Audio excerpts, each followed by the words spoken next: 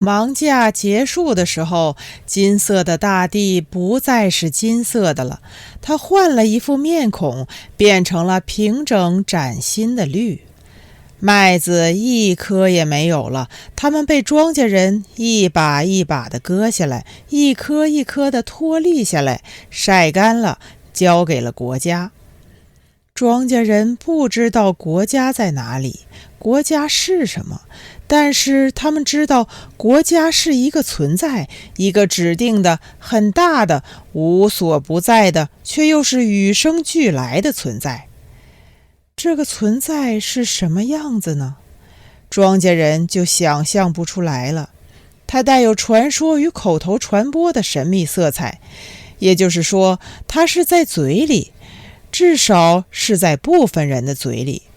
但是有一点庄稼人是可以肯定的，国家是一个终点，是麦子、稻谷、黄豆、菜籽、棉花和玉米的终点。粮食运到哪里，那个地方就是国家。相对于王家庄来说，公社就是国家，而相对于公社来说，县委又成了国家。总之，国家既是绝对的，又是相对的，它是由距离构成的，同时又包含了一种递进的关系，也就是上面和下面的关系。国家在上面，在期待，它不仅期待麦子，它同样期待着大米。所以麦收之后，庄稼人把原先的金灿灿变成了现在的绿油油。就在同一块土地上，庄稼人又用自己的双手把秧苗一颗一颗地插下去。到了夏至的前后，中稻差不多插完了，而梅雨季节也就来临了，十分准时。从表面上看，这只是一种巧合，其实不是，是庄稼人在千百年的劳作当中总结出来的，是庄稼人的选择，暗含着一代又一代庄稼人的大智慧。在庄稼人一代又一代的劳作中，他们懂得了天，同样也懂得了地。就在天与地的关系中间，庄稼人求得了生存。通过他们的智慧，天与地变得像左臂和右膀一般协调，磨豆腐一样，硬是把日子给磨出来了。当然是给国家磨豆腐。还是在麦收的时候，沈翠珍就多了一份心思。做母亲的就这样，总有无穷无尽的心思，了去了一样，又添上了一样，滔滔不绝的，永远是儿女心肠。沈翠珍的心思当然是端方了。要说2年前，她最大的心思是看到端方念到高中。为什么要这样死心眼呢？有缘故的，这是她必须完成的任务。端方的生父是一个高中毕业生，他在咽气之前给沈翠珍留下了一句话，让他的2个孩子念完高中，这是他的遗言。一般来说，遗言就是命令，没有讨价还价的余地。遗言永远是一把双刃的剑，对说的人来说无比的锋利，对听的人来说同样无比的锋利。这么多年来，沈翠珍的日子其实就是从这把剑的剑刃上走过来的。端正还小，先不去说他，端方反正是读完高中了，这里头就有了无限的宽慰。沈翠珍望着麦田里的端方，心里头长长的舒了一口气。沈翠珍远远地打量着端方，走神了。眼眶里凭空就是一阵湿润。沈翠珍不是伤心，而是高兴，是那种很彻底、很松软的高兴。端方到底高中毕业了，他的块头那么大，比他死去的老子还高出去半个脑袋，完全可以说他这个母亲功德圆满了。等闲下来，王存良不在家，沈翠珍一定要买上几刀纸，到河边上好好哭几声。这么一想，沈翠珍的心里有了力气，手上也有了力气。但是沈翠珍突然明白过来了，端方大了，这等于说转眼又到了成家立业的时候了。这么一想，沈翠珍的手又软了，新的心思来了。是的，该给他说一门亲事了。看起来端方这一头的心思还没有完，还得熬。路还远着呢，日子还长着呢。从插完秧算起，到阳历的8月8号或7号立秋，这一段日子是庄稼人的让当期。所谓让当期，说白了就是夏忙和秋忙之间的空当。庄稼人可以利用这段日子喘口气，好积蓄一些体力，对付接下来的秋收。因为是夏季，庄稼人便把这些日子称作歇夏。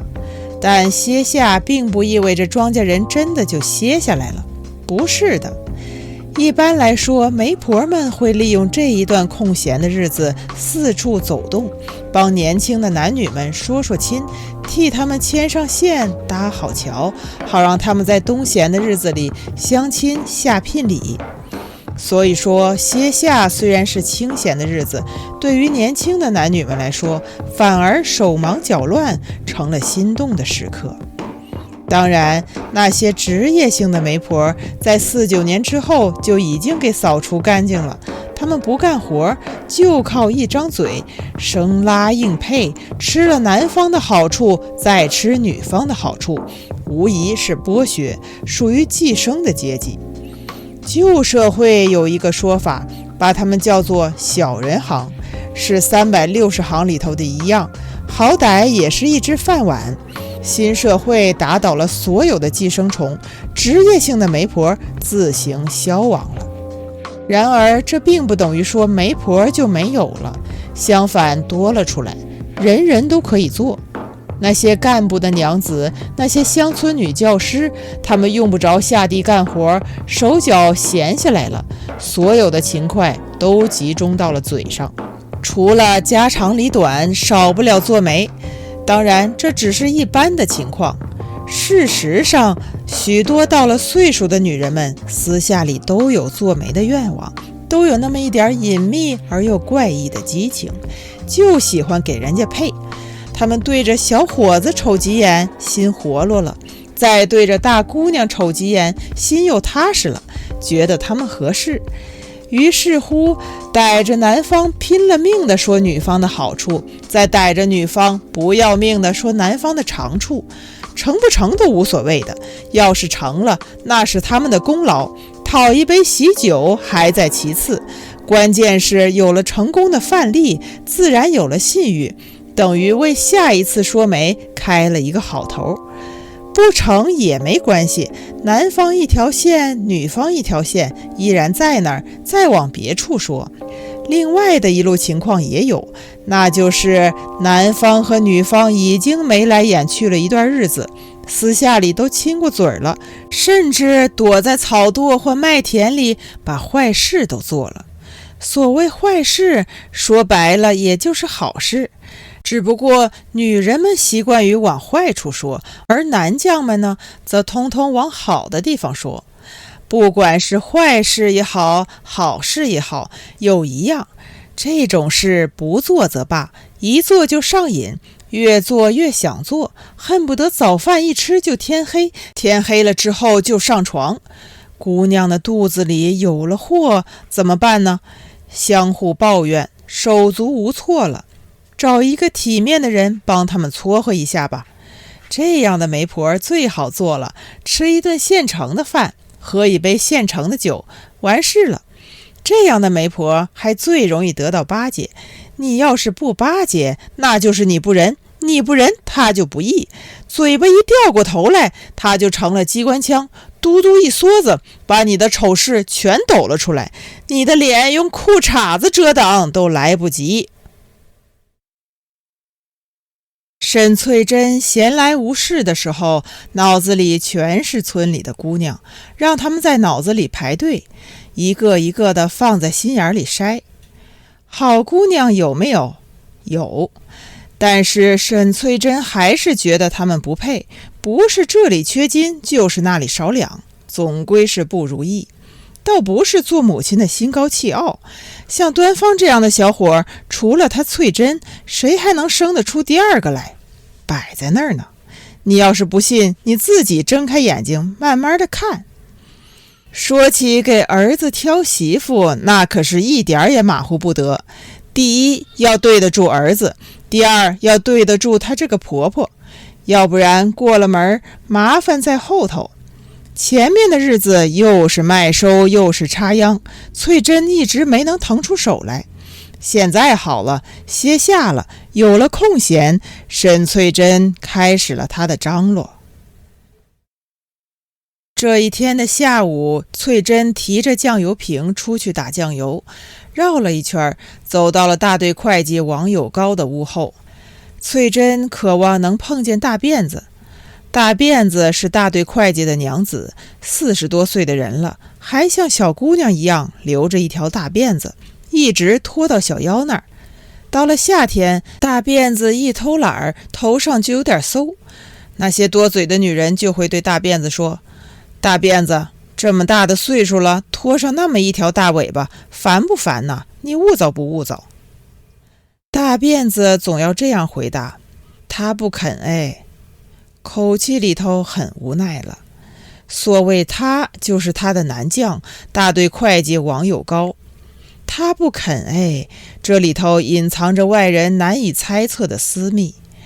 王有高在做房事的时候，喜欢拽着老婆的长辫子，把它绕在自己的手腕上，手上用尽了，身子才使得出力气。这完全是一个13不靠的怪毛病，可他就是喜欢这一口。大辫子的头发被男将拽在胳膊上，很疼，十分想叫，但是不能够，只好忍住。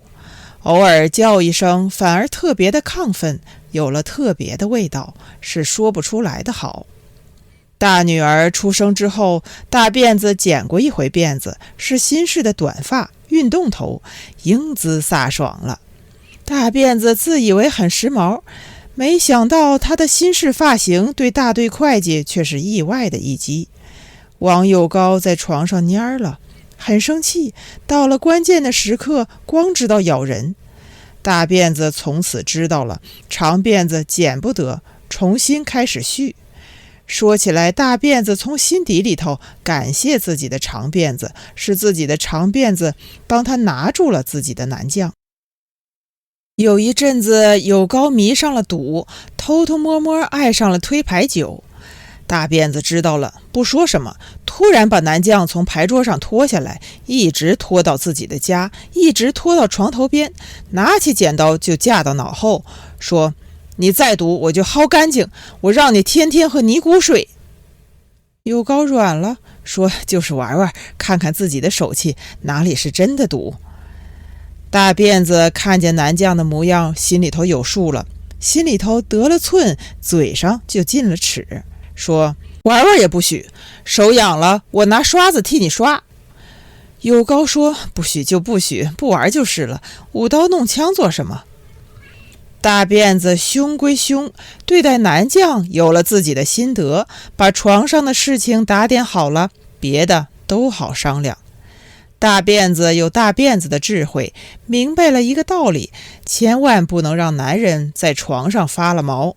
所谓男将们耳根子软，怕老婆，剧内都是假的，说到底是男将们在床上贪。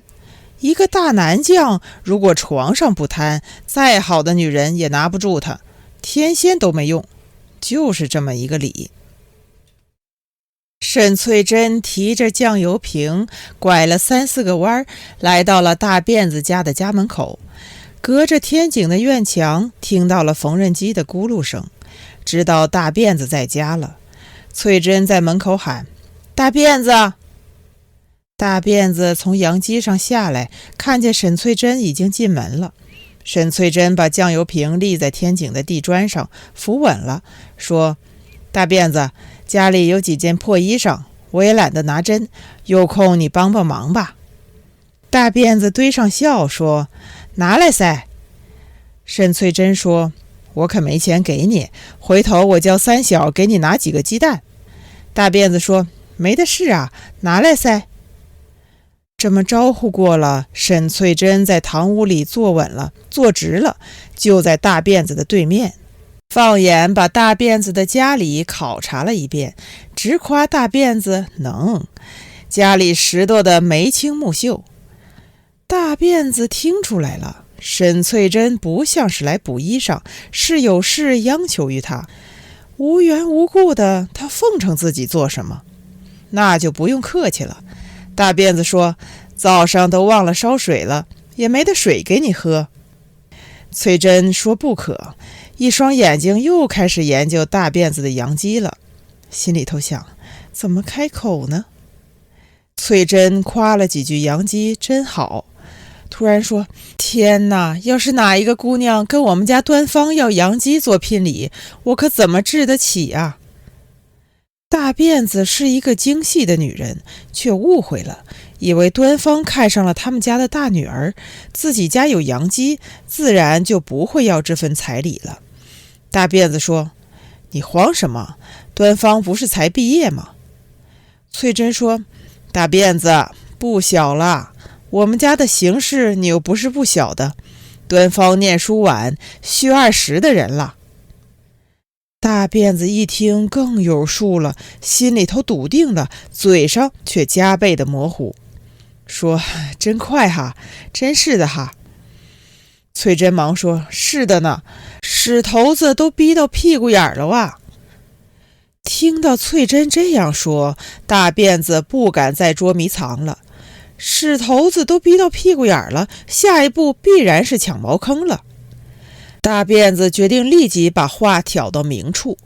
大辫子说：妹子，不是我不给你面子，我家那丫头你可不晓得，给她老子惯得不像样子，你说说看，弄得还有个人样。沈翠珍怔了半天，明白过来了，大辫子她弄差了。虽说自尊心受了伤害，沈翠珍反过来却拿眼睛抱怨起大辫子来了，说：大辫子，就我哪里有胆量动那份心思，好像我韭菜大麦都分不清了，就算5根指头长得一样齐，端方也配不上做你大辫子的女婿。沈翠珍欠过上身，拍了拍大辫子的膝盖，小声说：你嘴巴会说，人又体面，我是请你张罗张罗，有合适的胡乱帮我们寻一个。大辫子明白了，这个枝杈差远了，都差到树巅的喜鹊窝上去了，不好意思了，连忙说：翠珍你真是兔子嘴，一开口就豁，端方多好的小伙，王家庄找不出第二个，姑娘家又不瞎，你不用愁，包在大辫子的身上了。沈翠珍合不拢嘴了，自顾自笑了，只要听到有人夸端方的好，简直就是夸自己，满嘴的冰糖化开来了，一直流淌到心窝子。沈翠珍不停地抿嘴，就是抿不上，嗓子也小了，很客气的谦虚了，说：端方一般，就这个样子，一般般。这么说着，大辫子已经站起身来，沈翠珍的心里也踏实了。沈翠珍来到门口，回头对大辫子说：大辫子，我就厚脸皮了，就赖在你身上了。大辫子说：再坐坐噻，水都没喝。沈翠珍依然笑眯眯的，还是说不可，弯下腰去拿酱油瓶。心里想，就你那个女儿，又馋又懒，内心世界就不好，除了老子当大队会计还有什么？你大辫子还不肯，想得起来的，不要说我们家端方，就连我都看不上，你想得起来的你。沈翠珍私下里在替端方忙活，端方却不知情，悠闲得很。其实端方的悠闲是假的，说郁闷也许更恰当一些。他的心里有事，相当的严重，是单相思了。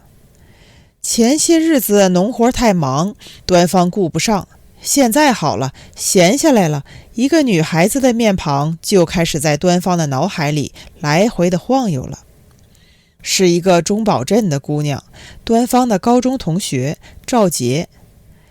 端方和赵杰同学了2年，其实也没什么，端方却总是牵挂她，牵挂她闪亮的眉眼，还有她闪亮的笑，别的就再也没有什么了。要是细说起来的话，在中堡中学，男女之间要想闹出一些什么，还真的不可能。为什么呢？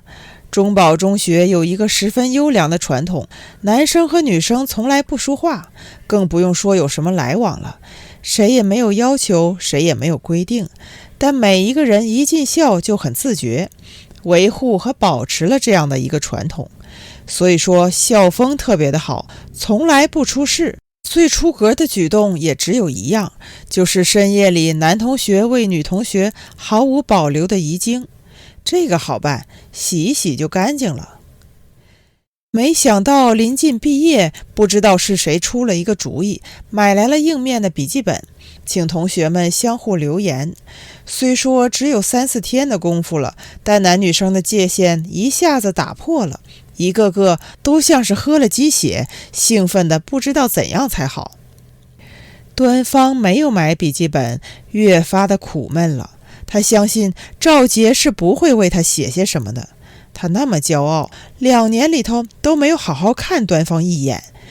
每一次和端方对视，赵杰都要把高傲的下巴挪开去，想起来就叫人伤心。其实端方心里头有数，对赵杰他是高攀不上的，除了梦怡，他也实在想不出什么有效的办法来了。春雷一声震天响，最后一个下午，赵杰居然把他的笔记本递到端方的面前来了，就在学校的黑板报的旁边。端方被打了一个措手不及，近乎痴呆了。赵杰的这一头却落落大方。端方的心思他当然知道，一个女孩子家再笨，对小伙子的目光都有足够的演算能力，更何况赵杰根本也不笨。赵杰一路走到端方的跟前，连脸上的笑容都预备好了，说：老同学，我等着你呢。端方的魂都不在身上了，愣了半天，明白了赵杰的意图，接过笔，对着笔尖哈了一口，在手掌心上试了试笔，很流畅。但是端方的流畅到此为止，他的脑子被什么东西堵死了，不知道该写什么。笔还没有动，心里头早有了千言万语。说千言万语并不确切，最恰当的状况应该叫千头万绪。端方写了一个赵杰，写得太工整，呆头呆脑，不好，撕了。重新写了一遍，过于潦草，更不好，又撕了。端方的字是端方最为骄傲的地方，历来拿得出手。端方正要写第3遍，不幸的事情发生了，他撕掉的那2页刚好连着校长和主任的题字，这边撕了，那一边自然要脱落下来。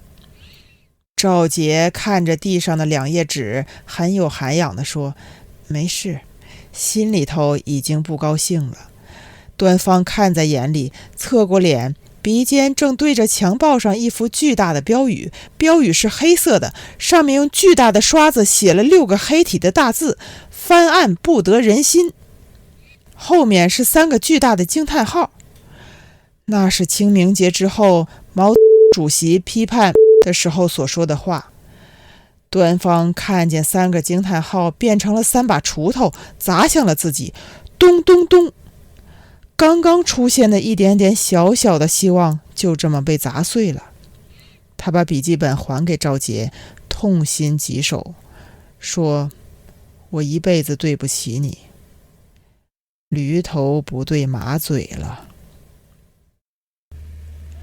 事实上，端方给赵杰的毕业留言其实并没有完成，赵杰没有再提，端方自然不好再说什么，就这么毕业了，实在是遗憾了。直到返回到王家庄，端方一直都在想，如果不是撕了2页，端方会在赵杰的下面写什么呢？端方想不出，这是最叫端方伤怀的地方。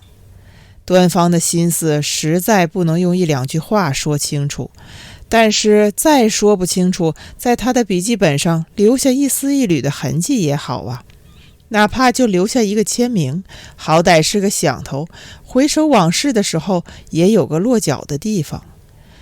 端方没有，这个机会永远也不会有了。这么一想，端方不只是对不起赵杰，在自己的这一边有了不可挽回的遗憾。端方的遗憾是一支箭，对着端方的心穿了过去，想起来就是一个洞。会写什么呢？这个下午，端方蹲在大槐树的底下，问树根旁边的蚂蚁。蚂蚁什么也没有说，却越聚越多，越聚越挤，越聚越黑。端方的心思很快就从赵杰的身上转移到蚂蚁的这边来了。他们把树根当成了广场，在广场上他们万头攒动，似乎得到了什么紧急通知，集中起来了，组织起来了，正在举行一场规模浩大的游行。天这么热，他们忙什么呢？一副群情激愤的样子。他们很积极，很投入，很亢奋。究竟是为了什么？天热得近乎疯狂，但更疯狂的还是蚂蚁。他们并没有统一的目标，却按照固定的线路排好了队，一部分从左向右冲，另一部分则从右往左冲，你踩着我，我踩着你，呼啸而去又呼啸而来。端方终于看得腻味了，看了看四周，没人，当即从裤裆里掏出家伙，对准蚂蚁的大军，呼啦一下尿了下去。蚂蚁窝炸开了，一小撮拼了命的逃，更多的即刻就陷入了汪洋大海。这是真正的汪洋大海，宽阔无边，深邃。端方瞄准了那些逃跑的蚂蚁，跟踪追击，穷追不舍。他们逃到哪里，惊涛骇浪就翻卷到哪里。端方肌肤无伤，一眨眼的功夫就痛痛快快地打了一场漂亮的歼灭战。完了，端方看了一眼，抬腿走人。往哪里去呢？是个问题了。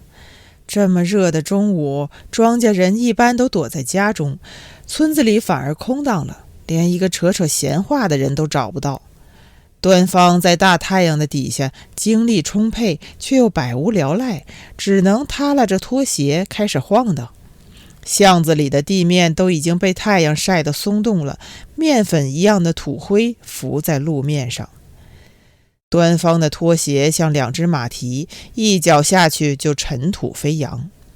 这个有趣了，端方干脆赤了脚，提着拖鞋在巷子里狂奔。巷子太短了，端方就开始折返，来回了4、5趟，巷子里的尘土弥漫起来，像经历了千军万马，有了大场面的迹象。端方对自己的行为相当满意，一头的汗，是有所成就的喜悦。没想到三丫的母亲孔素贞突然在这个时候出现了。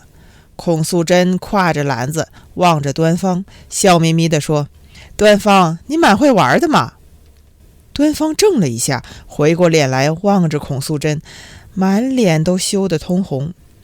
再看看地上，遍地都是歪歪扭扭的脚印，是端方的脚印。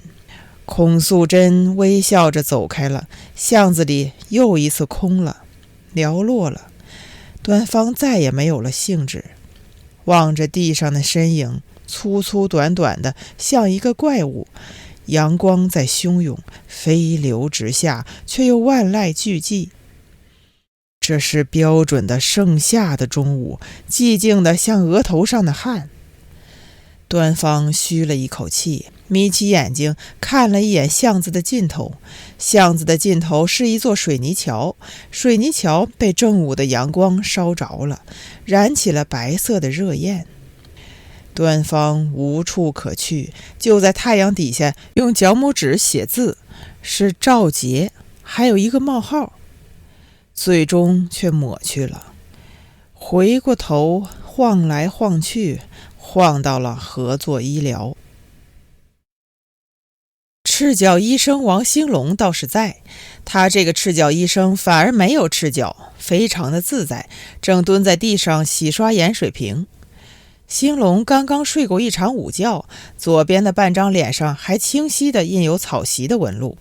看见端方来了，兴龙蛮高兴的样子，抿着嘴笑了，笑起来腮帮子的两侧还有一对幸福的酒窝。他瞄了一眼端方腿上的伤，已经结了一层紫色的痂，看起来不会再有什么问题了。兴龙甩甩手上的水，打开了柜子，拿出一只盐水瓶，递到端方的面前。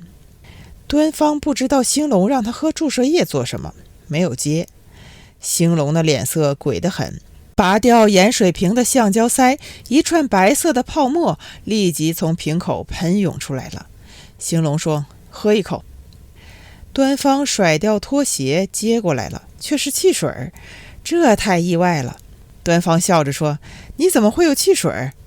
兴龙自豪地说：“自己做的。”兴龙补充说：“其实很简单的，先把水烧开，等它凉了，放好柠檬酸，再配上苏打就行了，简单的很。”端方拿着盐水瓶慢慢的喝，说：“从哪儿学来的？”兴龙说：“部队上。”兴龙慢言慢语地说：“在部队上做卫生员，看病没有学会，放枪也没有学会，做汽水倒学会了。”端方一边喝一边听，突然打了一个嗝。兴龙说：“听我说，端方，晃荡什么？当兵去！就你这条件，怎么说也能弄一支步枪玩玩，混好了还能弄一把手枪玩玩。”端方还没有来得及回话，却从隔壁听到了动静，是口琴的声音。端方说：“谁呀？”兴龙没好气地回答：“还能是谁？混世魔王。”端方知道了，是南京的知青，提着盐水瓶就打算过去聊聊。兴龙追上来，压低了声音关照说：“喝完了你再过去。”知青的宿舍原先是一个大仓库，最多的时候住过7、8个男知青，热闹过一阵子。可眼下只剩下混世魔王一个了。混世魔王躺在地上，地上是一张草席，混世魔王的脑袋枕在胳膊上，而左腿正翘在右腿上，浑身上下就一条裤衩，闭着眼睛，一只手拿着口琴，有一搭没一搭的吹，一刻有气，一刻无力。端方走进来，因为赤着脚，所以没有一点动静。混世魔王闭着眼，口琴还在嘴边上拉锯，心里头却在抒情，脸上的样子无限的陶醉，眉头还一挑一挑的。端方也不打搅他，在他的对面躺下了，脑袋枕在胳膊上，左腿翘在右腿上，一只脚在半空中晃。又听了一会儿，口琴的声音停下来了。混世魔王坐起了身子，一把推开端方的脚，说：“我说呢，怎么这么臭？”端方说：“你的脚也臭。”混世魔王的口音一点都没有变，听上去还是一口南京腔，蛮好听的。端方对着混世魔王瞅了半天，总觉得他的脸上有哪里不对，到底看出来了，是嘴巴。他的嘴角对称地鼓出来一块，想起来是茧子，一天到晚让口琴磨的。端方和混世魔王就那么坐着，想说点什么，可是也说不出什么来。大仓库里静悄悄的，在炎热的中午反而像深夜，是阳光灿烂的下半夜，静得像一个梦。墙角慢慢爬出来几只老鼠，它们贼头贼脑，到处嗅，每一个细小的动作里都包含了前进与逃跑的双重预备。端方和混世魔王面带微笑，望着地上的老鼠，像看电影。老鼠们三五成群，胆子越来越大，都走到端方的脚趾边上来了。尖细的鼻头还对着端方的臭脚丫嗅了几下，十分的失望。端方恶作剧了，突然学了一声猫叫，老鼠们都弹了起来，在仓库里乱窜，最后却又像子弹那样准确无误地击中了墙角的洞穴。电影散场了，正午的时光，夜深人静。动静来了，透过大仓库的门，端方看见大太阳下面晃来了5、6个身影，十分的耀眼，是佩拳、大陆、国乐和红旗他们。佩拳是他们的老大，这一点从他们走路的样子和次序上就可以看出来了。同样还可以看出来的还有一点，大陆和国乐是佩拳最得力的干将，属于出生入死的角色。说起佩拳，那可是太著名了。端方一来到王家庄就听说了这个伟大的祖宗，他有一个光辉的事迹，听说那还是佩拳读小学5年级的时候。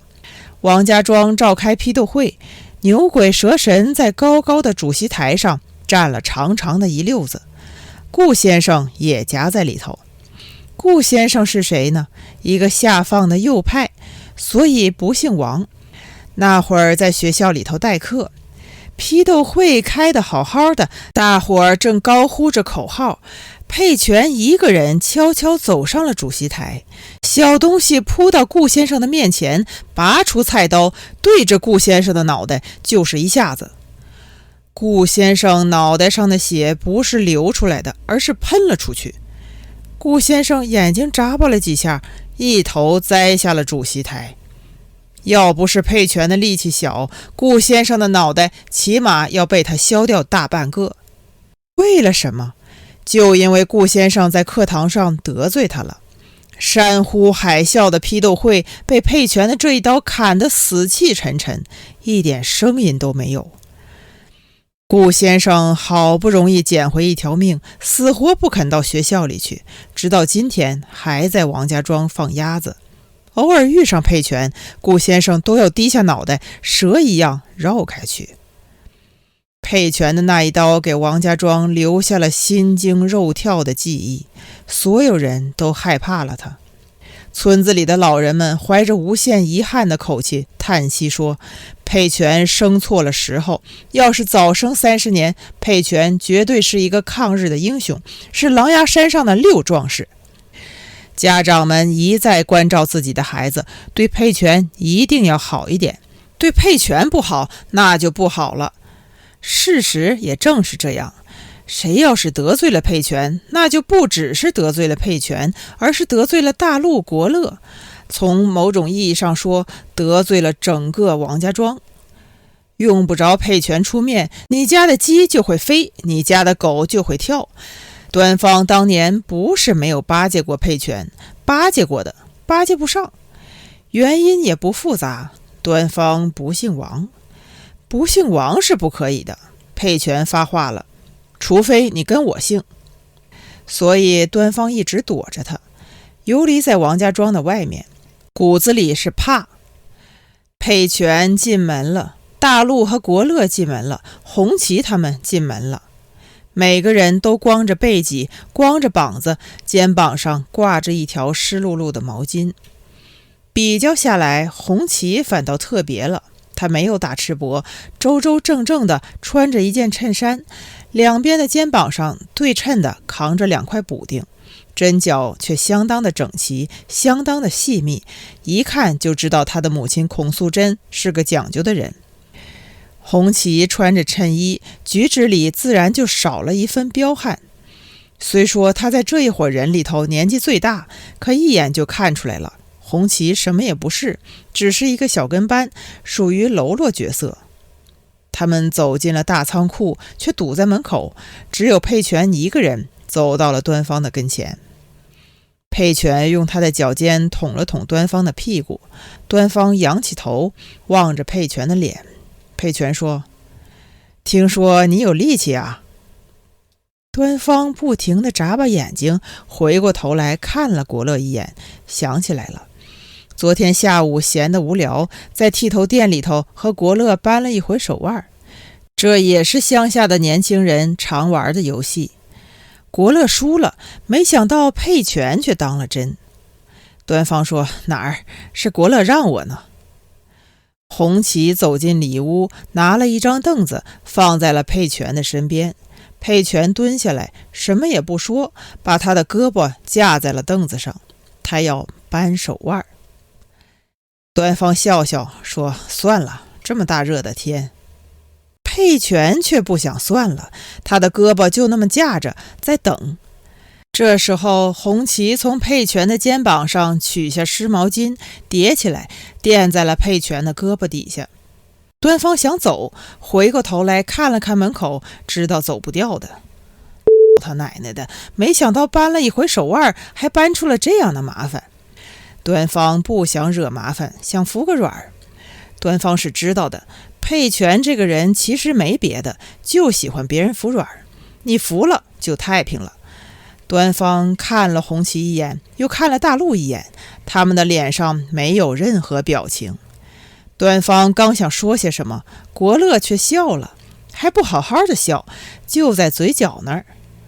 端方不喜欢这样的笑，转过身，伸出胳膊，交上手了。佩拳的确有力气，抢得又快，一下子占了上风。可端方稳住了，这一稳，端方的信心上来了。他知道佩拳使出了全力，心里头反而有了底。